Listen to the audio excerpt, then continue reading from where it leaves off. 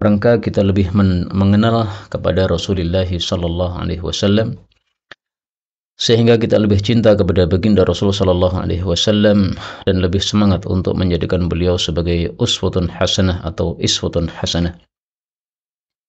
Kaum muslimin rahimani wa rahimakumullah, pada pertemuan yang lalu sudah kita bahas 5 hadis tentang Al-Maulidus Syarif, yaitu dari hadis 16 sampai hadis 20. Kita ulangi sejenak. Hadis 16 tentang hijrahnya baginda Rasul sallallahu alaihi wasallam. Dijelaskan bahwa beliau hijrahnya termasuk yang akhir, dan beliau ditemani oleh Sayyidina Abu Bakar As-Siddiq radhiyallahu taala anhu.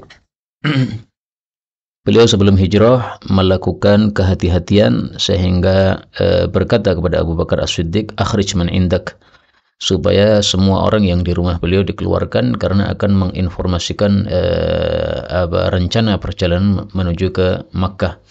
Dan ternyata di dalam rumah Abu Bakar hanya ada 2 orang, yaitu 2 putri beliau, Asma dan Aisyah. Maka tidak ada masalah Rasulullah SAW membicarakan masalah itu di situ. Kemudian pasal berikutnya pada hadis yang ke-17 tentang datangnya Rasulullah SAW ke kota Madinah. Ternyata yang mengetahui pertama kali bukan kaum muslimin, tetapi adalah orang Yahudi. Karena dia saat itu naik ke salah satu benteng Yahudi dan ternyata melihat ada bayangan atau ada kelihatan Rasul sallallahu alaihi wasallam dengan baju putihnya bersama sahabat-sahabatnya. Beberapa orang, yang tidak hanya Abu Bakar As-Siddiq saja, karena ada juga orang yang menjadi penunjuk jalan Nabi sallallahu alaihi wasallam. Nah, akhirnya dia pun teriak sehingga semua kaum muslimin yang ada di Madinah, mereka bergegas mengambil senjata-senjata mereka untuk menyambut baginda Rasul sallallahu alaihi wasallam. Kemudian hadis yang ke-18 tentang dakwah Rasul sallallahu alaihi wasallam. Ternyata ucapan pertama kali yang didengar oleh Abdullah bin Salam ketika Nabi sampai ke kota Madinah adalah perintah-perintah seputar akhlakul karimah, yaitu menyebarkan salam, kemudian memberikan makanan, dan salat tahajud dalam kondisi atau pada saat orang-orang sedang tidur. Maka batallah perkataan sebagian orang yang mengatakan bahwa hendaklah kita melulu mempelajari kitab-kitab tauhid, sehingga mereka kurang mempelajari kitab-kitab akhlak, demikian juga kurang mempelajari tafsir Al-Quran. Melulu yang dipelajari adalah kitab tauhid, sehingga ada kekerasan dalam hati mereka, kurang di dalam akhlak mereka kepada kaum muslimin. Mestinya semuanya kita pelajari, ya, ada akhlak, ada syariah, ada akidah. Akidah didahulukan bagi orang-orang yang baru saja atau belum mengetahui ajaran Islam sama sekali. Kemudian hadis yang ke-19 tentang akhlak Rasul sallallahu alaihi wasallam. Beliau ternyata adalah Al-Quran berjalan, sehingga akhlaknya persis dengan apa yang disebutkan dalam Quran. Maka Anas bin Malik mengatakan bahwa Rasul adalah ahsanun nas, manusia paling bagus, yaitu paling bagus akhlaknya. Antara lain yang disebutkan akhlak bagus beliau adalah sangat pemberani dan sangat dermawan. Kemudian diceritakan oleh Anas bagaimana satu kasus di mana ada suara yang menggetarkan hati penduduk Madinah. Ternyata Rasulullah sudah mendatangi suara tersebut dan sudah memastikan tidak ada bahaya sama sekali. Inilah keberanian Rasulullah sallallahu alaihi wasallam. Itulah yang kemarin kita sampaikan pada pertemuan yang lalu. Kita lanjutkan sekarang hadis 21 sampai hadis 25 insyaallah taala. فقال المؤلف رحمه الله وحفظه الله عن عبد الله بن أبي أوفى رضي الله عنه يقول كان adalah kebiasaan Rasulullah sallallahu alaihi wasallam yukthiru memperbanyak az-zikra, zikir kepada Allah, wa yuqillu dan menyedikitkan al-laghwa, kesia-siaan atau kebatilan, wa yutilu dan memanjangkan as-salata, salatnya, wa yuqassiru dan memendekkan al-khutbata, khutbahnya, wala ya'nafu dan beliau tidak enggan atau tidak sombong, ayyamsyiya untuk berjalan ma'al armalah bersama wanita janda, wal miskini dan bersama orang miskin, fayaqdiyalahu lalu Nabi menyelesaikan untuk si miskin dan janda tadi al hajata akan hajatnya. Hadis diriwayatkan oleh An-Nasa'i. Kaum muslimin rahimani wa rahimakumullah. Hadis ini menunjukkan akhlak-akhlak inti baginda Rasul sallallahu alaihi wasallam. Beliau setiap saat zikir kepada Allah Subhanahu wa taala, dan juga beliau orang yang sangat-sangat tawadhu, sehingga ketika ada orang membutuhkan bantuan, meskipun yang membutuhkan bantuan itu adalah seorang miskin dan seorang janda, maka Rasul sallallahu alaihi wasallam pun tetap memberikan bantuan dan rela untuk berjalan-jalan bersama orang miskin dan janda tadi untuk menyelesaikan hajat mereka. Ini tawadhu yang sangat dalam dari baginda Rasulullah sallallahu alaihi wasallam. Kita ambil beberapa faedah. Faedah yang pertama, bahwa Nabi sallallahu alaihi wasallam memperbanyak zikir. Dan Rasul sallallahu alaihi wasallam juga menghasung kita untuk melakukan hal tersebut, memperbanyak zikir kepada Allah Subhanahu wa taala. La yazalu lisanuka ratban. Nabi sallallahu alaihi wasallam bersabda, hendaklah tidak henti-hentinya lisanmu itu basah min dzikrillah, karena zikir kepada Allah Subhanahu wa taala. Hadis riwayat Tirmidzi sahih. Jadi apa yang beliau lakukan ini juga beliau hasungkan kepada umatnya, karena beliau memang sangat mencintai umatnya, maka beliau melakukan satu amal kebajikan, beliau juga suka kalau amalnya tersebut dilakukan oleh para umatnya. Rasul sallallahu alaihi wasallam zikirnya kepada Allah setiap saat. Sebagaimana kata Aisyah, kana yadhkurullah ta'ala, adalah Nabi zikir kepada Allah ala kulli ahyani, dalam semua kondisi. Nah, semua kondisi ini bisa dirinci di dalam surat Ali Imran pada rukuk yang terakhir. Alladzina yadhkurunallaha qiyaman wa qu'udan wa 'ala junubihim. Orang-orang yang zikir kepada Allah pada saat berdiri maupun pada saat duduk maupun pada saat berbaring, ya semua kondisi. Nah, inilah baginda Rasulullah sallallahu alaihi wasallam yang merupakan panutan kita. Maka kalau memperbanyak zikir otomatis yuqillul laghwa, ya menyedikitkan kesia-siaan. Kalau yang dimaksud adalah kesia-siaan yang tidak diridhai oleh Allah, maka pasti yang dimaksud sedikit ini maksudnya sama sekali tidak melakukan. Tapi kalau yang dimaksud kesia-siaan misalnya bergurau dan sebagainya, maka Rasulullah sallallahu alaihi wasallam memang kadang-kadang bergurau, tetapi pun selalu senantiasa jujur di dalam gurauan tersebut. Kemudian yutilus salah, memanjangkan salat, memendekkan khutbah. Nah, ini kita ketahui dari hadis yang lain, yang dimaksud adalah khutbah Jumatnya pendek, kemudian salat Jumatnya lebih panjang. Demikian juga secara umum salat beliau memang cukup panjang dibandingkan dengan salatnya orang-orang zaman sekarang. Kita lihat hadisnya, la yutilul mau'izah. Rasulullah sallallahu alaihi wasallam la yutilul mau'izah, tidak memanjangkan nasihat yaumal jum'ah, pada hari Jumat. Nah, ini dalil bahwa yang dimaksud khutbah yang dipendekkan tadi adalah khutbah Jumat. Adapun khutbah yang kadang-kadang ya atau jarang dilakukan, yang bukan rutin maksudnya, maka biasanya lebih panjang daripada yang rutin. Tapi kalau yang rutin ini, maka khutbah beliau adalah khutbah yang pendek. Hadis riwayat Abu Dawud sahih. Kenapa beliau khutbahnya pendek? Rasul sallallahu alaihi wasallam mengatakan, hadis riwayat Muslim, inna tula salatir rajul, sesungguhnya panjangnya salat seseorang, wa qisara khutbatih, dan pendeknya khutbahnya. Maksudnya salat Jumatnya lebih panjang daripada khutbah Jumatnya. Ma'innatun min fiqhih, itu tanda paham dia terhadap agama. Jadi orang yang paham agama bisa meringkas kalimat sehingga kalimatnya singkat, padat. Khutbah Jumat 10 menit sebagaimana dilakukan oleh guru kami Syekh Syekh Saleh Al-Utsaimin, demikian juga Syekh Walid Saifun Nasr, demikian juga guru kami yang di Indonesia Ustaz Mudzakir hafizahullah taala. Itu adalah para ulama yang menghidupkan sunnah ini, memendekkan khutbah Jumat. Rasulullah tegaskan fa'atilus salah, karena itu panjangkanlah salat, yaitu salat Jumat, waqsirul khutbah, dan pendekkanlah khutbah, yaitu khutbah Jumat. Hadis riwayat Muslim dari Ammar bin Yasir radhiyallahu anhu. Kemudian beliau tidak enggan untuk berjalan bersama janda dan anak miskin. Nah, berjalan menunaikan hajat seseorang ini lebih baik daripada i'tikaf. Sebagaimana sabda Nabi sallallahu alaihi wasallam, wala an amshiya, dan sungguh bahwasanya saya berjalan ma'akhil muslim, bersama saudaraku yang muslim, fi hajatin, dalam suatu hajat, jadi membantu hajat dia. Ahabu ilayya, itu lebih saya sukai, min an a'takifa fil masjid syahran, daripada saya i'tikaf di masjid selama 1 bulan. Bayangkan ya, masjid ini Masjid Nabawi, karena yang disabdakan oleh Nabi, Rasulullah bersabda rata-rata biasanya di Masjid Nabawi, berarti i'tikafnya di sini di Masjid Nabawi. I'tikaf di Masjid Nabawi, antum tahu sendiri, salat di Masjid Nabawi itu pahalanya dilipat gandakan 1000 kali salat daripada di masjid-masjid yang lain. Nah, kalau i'tikafnya selama 1 bulan penuh, ya, sudah berapa pahala dia dapatkan?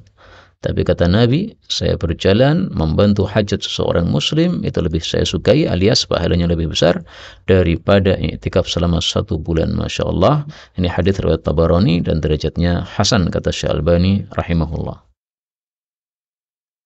Kemudian di sini disebutkan janda dan orang miskin. Ini memang janda dan orang miskin ini orang-orang yang lemah, ya, sehingga mereka sangat membutuhkan bantuan, sehingga Rasul Shallallahu Alaihi Wasallam kasih perhatian khusus kepada para janda dan orang-orang miskin.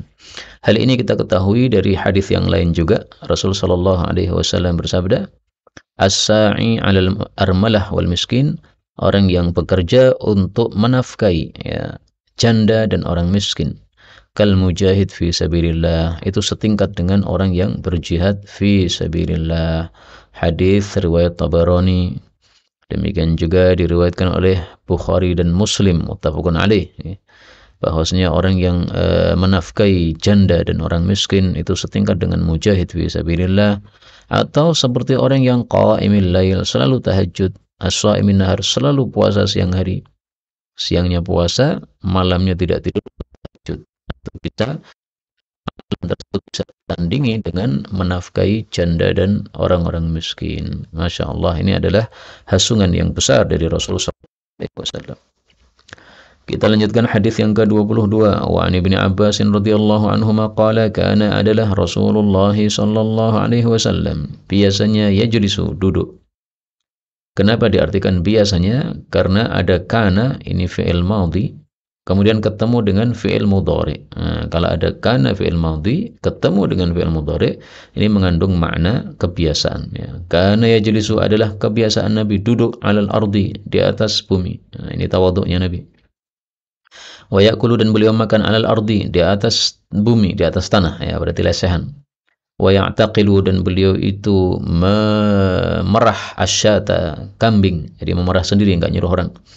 Wa yujibu, dan beliau itu mendatangi da'watal mamluki, undangan budak, ala khubzis syair, untuk memakan roti dari gandum biasa. Syair itu gandum murah, gandum biasa. Kalau gandum mahal itu al-bur atau al-hintah. Nah, ini yang mengundang adalah budak, sehingga makanannya murah, tetap didatangi oleh Nabi.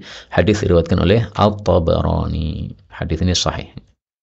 Jadi semua hadis yang di sini tidak disebutkan kedhaifannya, berarti apa? Riwayatnya, derajatnya adalah sahih. Nah, ini akhlak yang sangat mulia dari Nabi SAW.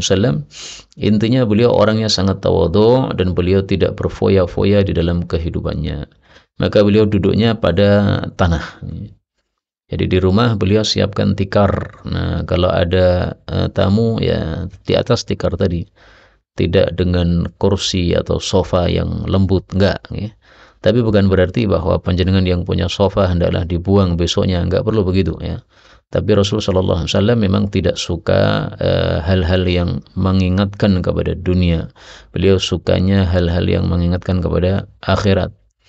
Sehingga beliau tidur pun juga di atas tikar, sehingga ketika tidur maka bekas-bekas tikar itu nempel pada punggung pada badan Nabi SAW. Ini karena tawaduknya Rasul SAW, karena beliau tidak menoleh kepada dunia sama sekali. Kita ambil beberapa faedah. Faedah yang pertama, Rasulullah SAW makannya biasanya lesehan. Dalam hadis yang lain disebutkan beliau tidak pernah makan pada meja makan sama sekali, ya. Meja makan itu bahasa Arabnya adalah khiwan. Sebagaimana diceritakan oleh Anas bin Malik radhiyallahu anhu, dia mengatakan, wala akala, tidak pernah Nabi makan ala khiwanin, di atas meja makan, qattu, sama sekali. Khiwan itu apa sih? Tabaqun murtafi', satu wadah yang tinggi, yudha' alaihi ta'am, yang ditaruh di atasnya makanan. Wa huwa ma yusammal an bitawilah. Itu yang disebut pada masa sekarang yaitu meja, wal mindadah. Mindadah enggak ngerti saya. Maka ditanyakan kepada Qatadah, fa'ala ma kanu ya'kulun. Kalau begitu mereka makannya dengan apa? Qala 'ala sufar, dengan sufar. Sufar itu jamak dari sufrah. Sufrah diambil dari kata-kata safar, yaitu wadah yang biasa dibawa oleh musafir untuk nanti makan bersama ketika singgah di perjalanan mereka, yaitu kulit dihamparkan di tanah, nah kemudian makanan ditaruh di atasnya, kemudian makan bersama di situ. Kalau gambarannya kita zaman sekarang ya beri, ya. Jadi beri wadahnya besar kan, nah itu nasi dimasukkan di situ seperti anak pesantren ya. Kemudian makan berjamaah di atas tanah atau lesehan. Nah inilah kehidupan baginda Rasulullah sallallahu alaihi wasallam. Maka dulu diceritakan kepada saya di Jawa Timur itu ada seseorang yang setelah membaca hadis ini dia tidak pernah mau makan lagi di atas meja makan.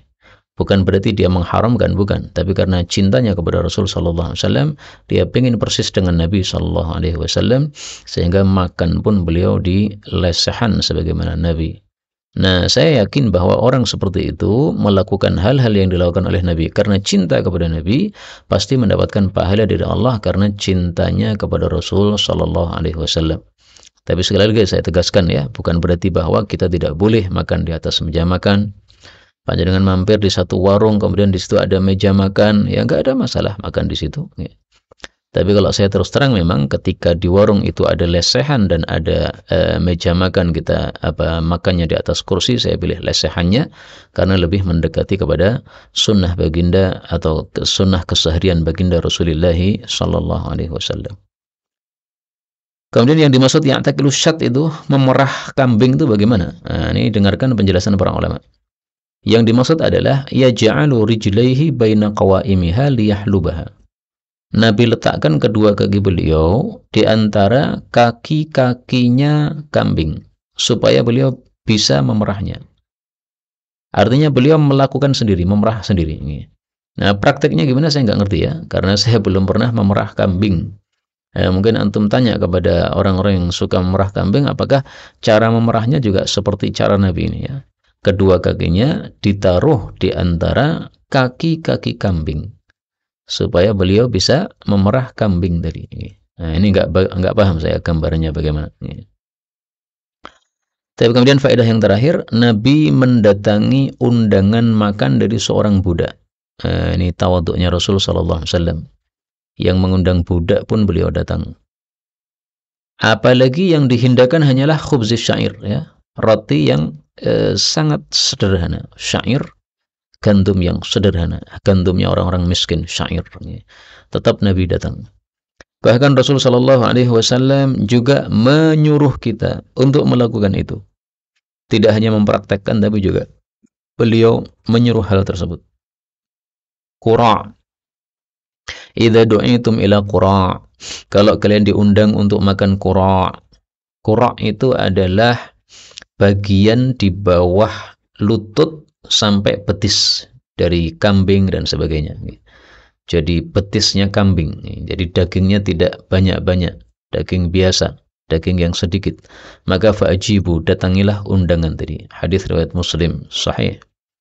Demikian juga Rasulullah sallallahu alaihi wasallam bersabda, "Lau uhdiya ilayya qura'un." Kalau dihadiahkan kepada saya qura', laqabiltu, saya akan terima. Walau du'itu alaihi, kalau saya diundang untuk makan qura', la ajabtu, saya akan datang. Hadis riwayat Tirmidzi. Ya gambarannya kalau kita di Indonesia mungkin ya diundang untuk makan apa? Ceker. Nah, enggak ada masalah. Dan ceker itu kata guru kami Dr. Zaidul Akbar.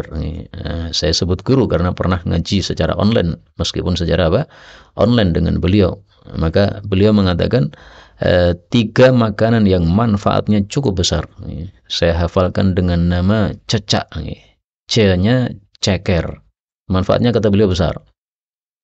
Kemudian C-nya lagi cuka. Cuka buah, cuka apel dan sebagainya itu. Tapi konon mahal, saya nggak ngerti. Kemudian AK itu air kelapa tua. Air kelapa tua ini sehat, bagus untuk kesehatan, kemudian cuka buah, kemudian juga ceker. Maka kalau kita diundang makan ceker, datang aja, sehat, alhamdulillah, dan menunjukkan tawadhu kita sebagaimana Rasul Shallallahu Alaihi Wasallam mencontohkannya. Kemudian kata-kata Tabarani ini saya ulang lagi ya. Sebagian orang membaca Tobroni, ini salah. Yang benar baknya ini di fathah sebagaimana dijelaskan oleh para ulama-ulama ahli nasab sebagaimana As-Sam'ani dan sebagainya. Nah, Imam Tabarani sendiri asalnya dari Tabariyah.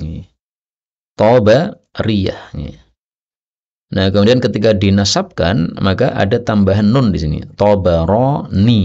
Nah, maka dalam ilmu penamaan nasab itu memang boleh ada tambahan nun, boleh.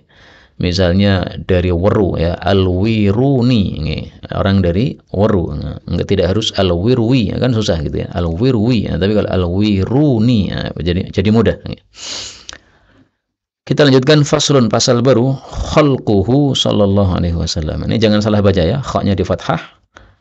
Ini berbeda dengan kalau kha-nya di dhammah. Kalau khuluquhu akhlak ya, akhlak Nabi. Tapi kalau khalquhu rupa Nabi sallallahu alaihi wasallam atau bentuk fisik Nabi sallallahu alaihi wasallam. Jadi setelah kita bicara tentang akhlak Nabi, dan itu lebih penting untuk kita ketahui, baru kita bicara tentang fisik atau rupa Nabi sallallahu alaihi wasallam.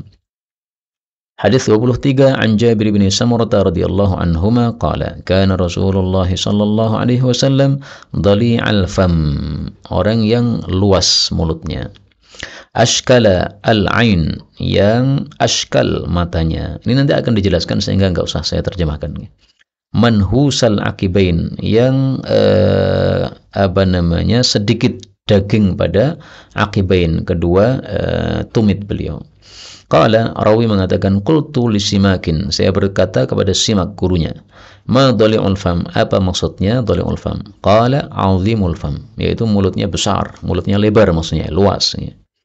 Qala, dia berkata, qultu, saya bertanya lagi, ma ashkalul ain, apa yang dimaksud ashkalul ain? Qala, dia mengatakan, tawilu syaqqil ain, panjang bagian sisi dari mata. Ya, jadi sisi matanya ini panjang. Ya, ini salah satu tafsiran, tapi ada tafsiran yang lain nanti kita jelaskan. Qala qultu ma manhusul aqib, apa artinya manhusul aqib? Qala qalilu lahmil aqib, sedikit daging pada tumitnya. Hadis ini riwayat Imam Muslim. Nah, inilah ciri-ciri baginda Rasulullah sallallahu alaihi wasallam. Disebutkan mulutnya, disebutkan matanya, disebutkan juga bagian bawah yaitu tumitnya. Ini sifat-sifat Nabi seperti ini penting untuk kita pelajari supaya nanti kalau kita bermimpi ketemu dengan seseorang yang kita kira itu adalah Rasul sallallahu alaihi wasallam, atau dia mengatakan saya adalah Rasulullah sallallahu alaihi wasallam, maka kita bisa mengenali, oh ini sifat-sifat Nabi sesuai dengan apa yang saya pelajari dalam hadis-hadis yang sahih. Mulutnya luas, kemudian matanya sampingnya ini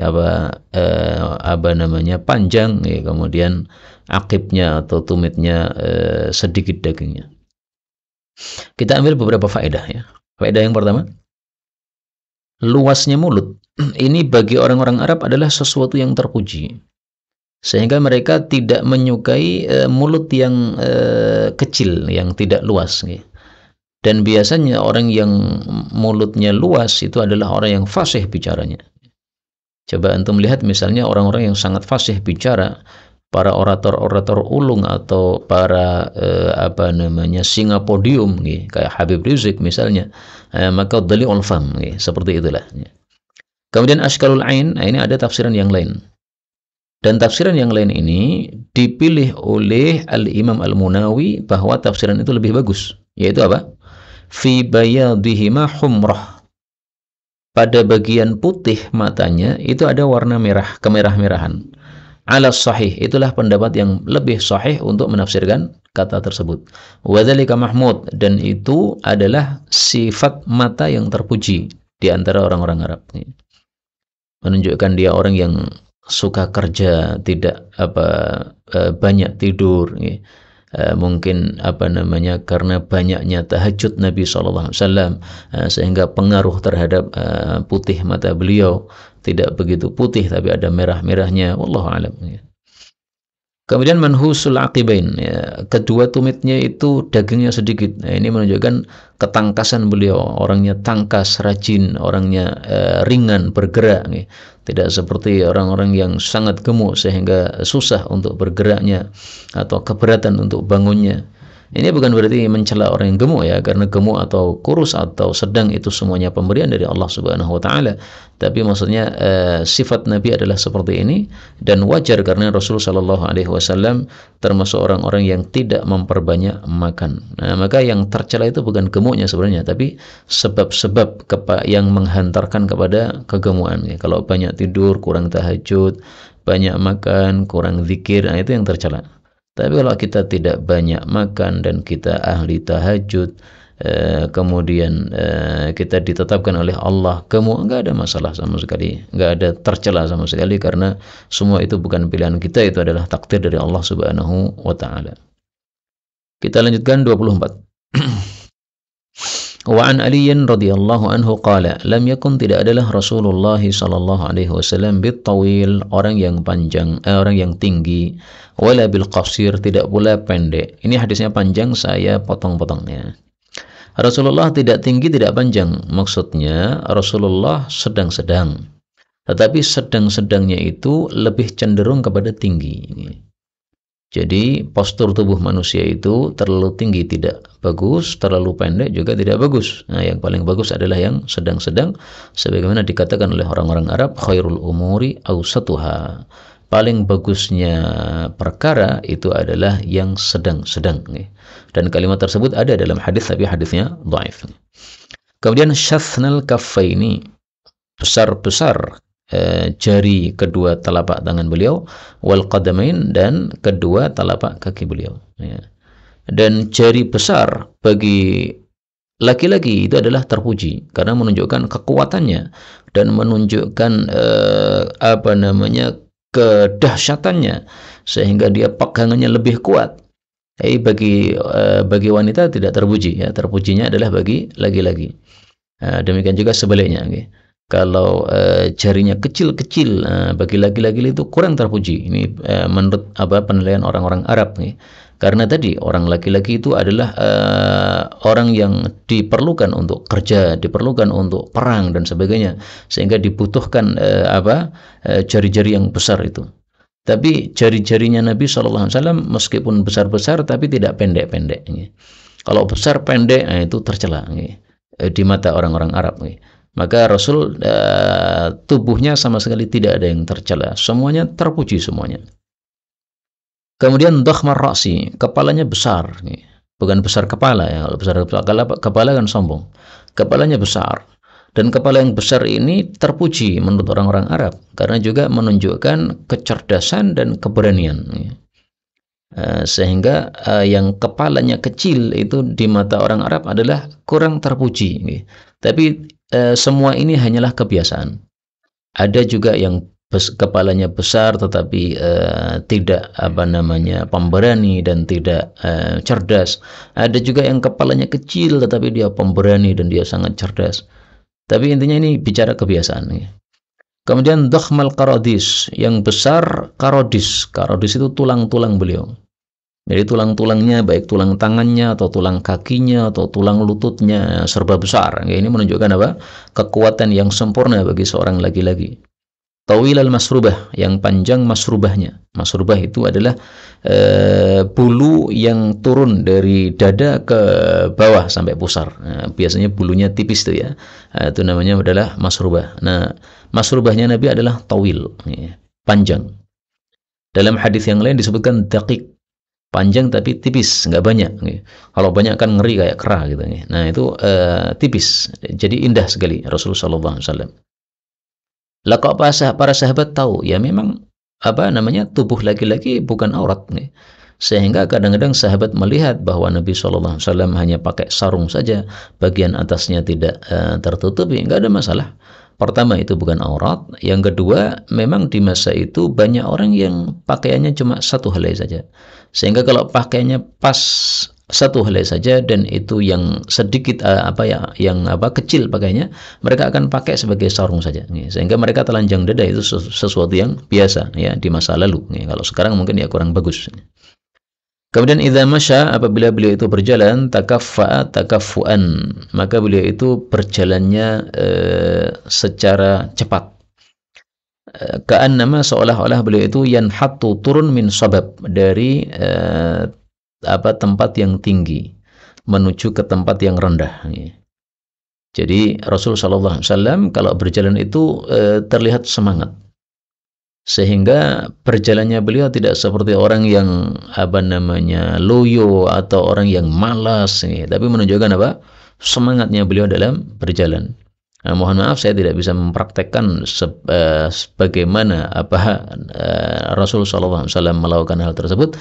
Ala kulli hal, kalau kita berjalan maka kita tampakkan semangat, jangan kelihatan orang loyo, kelihatan orang malas begitu. Kesimpulannya, setelah menceritakan postur tubuh Nabi sallallahu alaihi wasallam ini, Ali mengatakan, lam ara, saya tidak pernah melihat, qablahu, sebelum Nabi, wala ba'dahu, tidak pula setelah Nabi, mithlahu, yang semisal Nabi Muhammad sallallahu alaihi wasallam.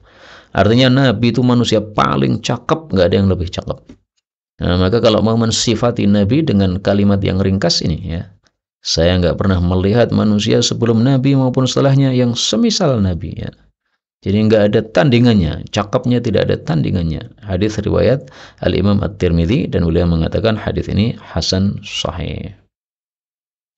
Mungkin muncul pertanyaan, mana lebih cakep, Rasulullah atau Nabi Yusuf alaihi salatu wassalam? Karena Nabi Yusuf itu kan diberi syatrul husn, syatr, separuh, al-husn, dari kegantengan.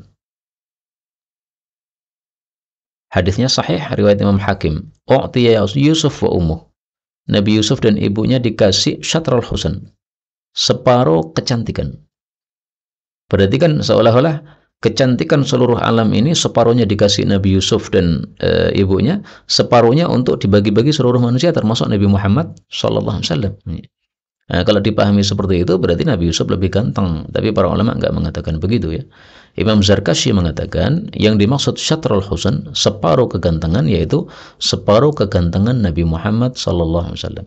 Jadi Nabi Muhammad dikasih kegantengan sempurna, kalau Nabi Yusuf dan ibunya separuhnya saja. Ini tafsiran sebagian ulama. Tapi ada yang lain tafsirannya. Yang disebut syatr itu tidak harus separuh. Orang Arab menyebut syatr itu maksudnya ada bagian. Meskipun bagiannya ini tidak separuh. Anggaplah misalnya saya punya 10 bagian. Nah, satu bagiannya saya kasih seseorang, 9 bagiannya saya bagi-bagi kepada orang yang lain. Nah, maka satu bagian ini bisa disebut sebagai syatr. Jadi bagian, bukan harus separuh. Disebut separuh karena apa? Saya bagi dua tadi, satu untuk dia, kemudian sisanya untuk orang-orang yang lain yang banyak. Nah, maka seolah-olah itu dua bagian, padahal tidak sama. Satunya hanya 1/10, satunya 9/10 tadi. Nah, sehingga hadis ini sama sekali tidak menunjukkan bahwa Nabi Yusuf alaihissalatu wassalam lebih ganteng daripada Nabi Muhammad sallallahu alaihi wasallam. Justru Nabi Muhammad sallallahu alaihi wasallam itulah yang lebih ganteng daripada Nabi Yusuf alaihissalatu wassalam, karena beliau orang yang paling mulia di antara para nabi, sehingga dikasih kegantengan yang paling sempurna oleh Allah Subhanahu wa taala. Kalau ada orang bertanya, kalau Nabi Muhammad itu lebih ganteng daripada Nabi Yusuf, kenapa orang-orang melihat Nabi Muhammad tidak ngiris jari sebagaimana Nabi Yusuf alaihissalatu wassalam? Maka jawabnya adalah Nabi Muhammad sallallahu alaihi wasallam dikasih kegantengan oleh Allah yang sempurna, tapi diliputi dengan wibawa. Nah, wibawanya ini menyebabkan enggak ada perempuan kemudian melongo melihat Nabi kemudian ngiris jari, enggak ada, ya. Bahkan mereka kalau melihat Nabi mereka menunduk, enggak berani untuk melototkan matanya kepada Rasul sallallahu alaihi wasallam. Kita lanjutkan hadis 25, faslun, pasal baru, ghazawatuhu, perang-perang Rasul sallallahu alaihi wasallam. Rasulullah perang ada 27 kali sebagaimana dikatakan oleh guru kami Syekh Wahid Bali hafizahullah taala dalam kitab Tartib Ahdathis Sirah. Jadi antum bayangkan aja, ya. Perangnya selama 8 tahun. Mulai dari 2 Hijriah, 2, 3, 4, 5, 6, 7, 8, 9. Nah, 8 tahun saja. 8 tahun melakukan perang sebanyak 27 kali perang. Masya Allah.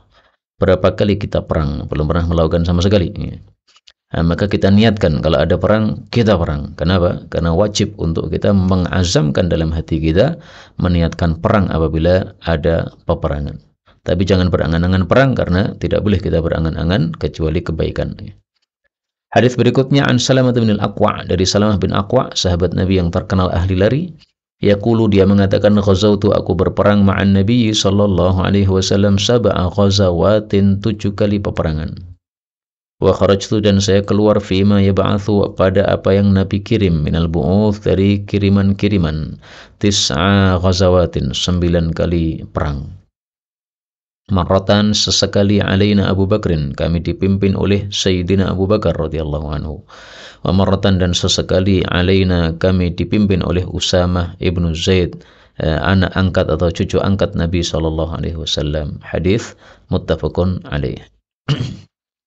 Kaum muslimin rahimani wa rahimakumullah. Hadis ini menunjukkan bahwa Salamah bin Aqwa sudah perang bersama Nabi 7 kali. Sementara perang dia yang tidak disertai dengan Nabi lebih banyak, yaitu 9 kali. Nah, 9 tambah 7 berarti 16 ya. 16 kali. Adapun Rasul sallallahu alaihi wasallam perangnya lebih banyak, yaitu 27 kali. Nah, kok bisa Salamah ini perangnya lebih sedikit? Ya, bisa jadi karena ada uzur, bisa jadi juga karena dia masuk Islamnya terakhir, atau di tengah-tengah keberadaan Nabi di Madinah, sehingga tidak mengikuti perang dari awal.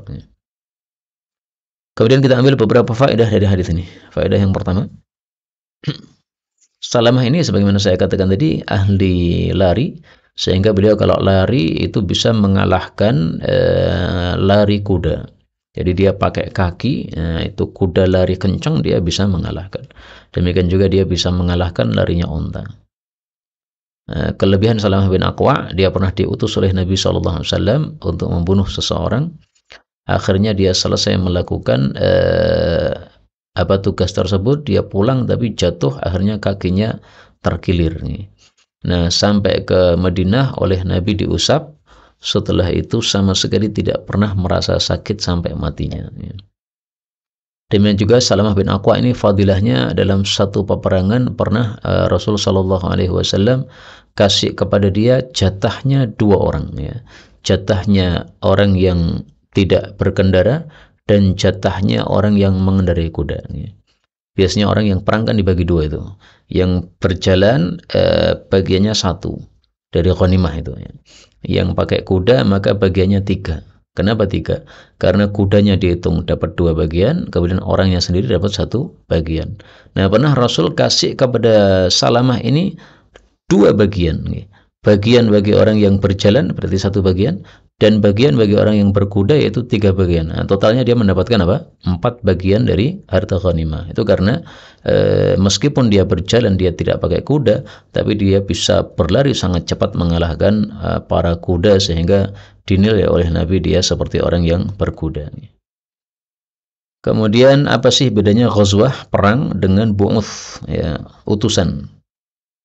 Nah, definisinya utusan itu menurut para ulama adalah definisinya adalah al-jaisul mursalu bimuhimmatin khassatin. Satu tentara yang diutus untuk satu kepentingan yang khusus. Jadi kayak misalnya Salamah dikirim oleh Nabi, di sana ada tokoh kafir, itu kurang ajar kepada Islam, kamu bunuh. Nah, maka dia bersama rombongannya 10 orang atau 5 orang itu untuk melakukan satu kepentingan khusus, itu namanya apa? Bu'uth. Ada lagi istilah yang lain yaitu syariah. Nah, kalau syariah ini adalah pasukan kecil, satu peleton pasukan kecil. Kalau dulu minimalnya adalah 9 orang, maksimalnya adalah 400 orang. Tapi kalau sekarang itu biasanya 105 orang. Nah, ini istilah-istilah dalam perang yang perlu kita ketahui sehingga kita bisa menerjemahkannya dengan gambaran yang benar. Kalau ghazwah ini berarti perang besar dipimpin oleh Nabi SAW, kemudian ada pasukan yang banyak. Sementara bu'uth ini utusan-utusan yang Nabi sendiri tidak ikut padanya.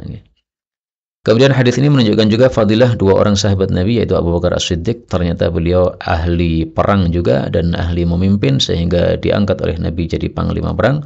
Demikian juga di fadilahnya Usamah bin Zaid, diangkat oleh Nabi sebagai panglima perang juga. Padahal Usamah bin Zaid usianya sangat muda. Rasulullah wafat, Usamah usianya belum genap 20 tahun. Wallahu a'lam bishawab. Inilah yang dapat kita pelajari pada pertemuan kali ini, benarnya dari Allah Ta'ala, dan kalaupun ada salahnya fa astaghfirullahaladzim li wa lakum.